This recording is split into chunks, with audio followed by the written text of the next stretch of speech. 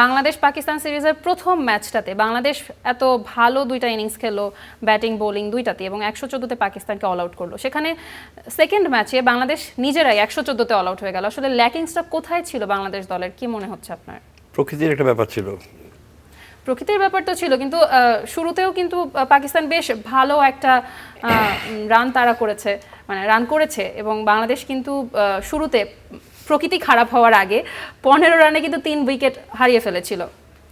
হ্যাঁ, মানে আপনার তো আসলে প্রতিটা দিনেই একরকম যাবে না, মানে এটা ক্রিকেট, খেলাটা ক্রিকেট। ফার্স্ট ম্যাচ বাংলাদেশ যেভাবে খেলছে, সেকেন্ড ম্যাচ আমার মনে হয় অ্যাজ এ বোলিং ইউনিট আমরা উই কুড নট, বাট আমার কাছে আবার এটাও মনে হয় না যে বোলিং ইউনিট হিসেবে আমরা ফেল করছি, বিকজ ওই ধরনের উইকেটে 280 আপনি যদি তার পরবর্তীতে মানে অন্য অন্য কথা শুনে থাকেন, লিটন টিটন বলতেছে যে 280 নিচে রাখাটা ওয়াজ গুড, বাংলাদেশের ব্যাটিংটা we felt as a batting unit. But having said so, প্রথম দিনের মতো যে প্রথম দিন যেরকম পাকিস্তানকে যেভাবে মানে আমরা যাবার ওইটাই এক্সপেক্ট করি যে পজিশনটা হবে, that won't be the case. Pakistan তো খেলতে আসছে, বাট আমরা সেকেন্ডে মানে ওই উইকেটে যে ধরনের বোলিংটা করা দরকার ছিল ওই ধরনের বোলিংটা আমরা হয়তো করতে পারি না, মানে আমাদের উই ফেল্ড। আমাদের যদি 250 ওরকম একটা টার্গেট থাকতো সেটা এক ধরনের ব্যাপার ছিল। আর দ্বিতীয় কথা হচ্ছে মানে আমরা তো খুব বেশি ভালো উইকেটে খেলে অভ্যস্ত না, মানে এটা আমাদের বুঝতে হবে। সো উই জাস্ট ফ্লোতে খেলে গেছি আর কি। আমাদের আরেকটু ধরে খেললে হয়তো বা, কারণ যখন খেলাতে উইকেট পড়ে যায় তখন আপনি যে চাপটা নেবেন ওই চাপটা